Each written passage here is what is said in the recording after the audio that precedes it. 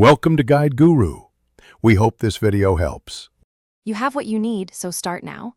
Open Shortcuts or NFC tools and create a new NFC action.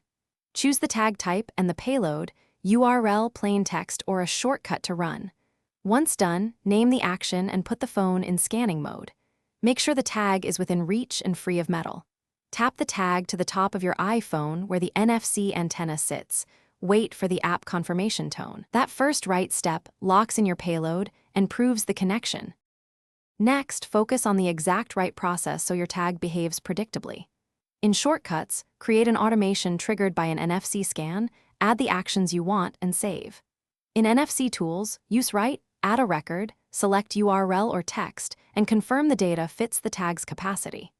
Make sure to position the iPhone's top center over the tag, then press right and keep steady until you hear or see confirmation. If you need dynamic behavior, chain multiple actions, or use a finish by validating the tag.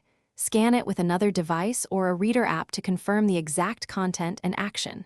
If everything looks right, you can optionally lock the tag or set a password on supported tags to prevent rewrites. Do this only after final verification. Make sure to label the tag physically so you remember its purpose. If something goes wrong, retry at a different angle, ensure the tag isn't already locked, and test a new tag. Most failures are orientation, capacity, or lock tag issues. Thanks for watching. Consider subscribing if we helped you today.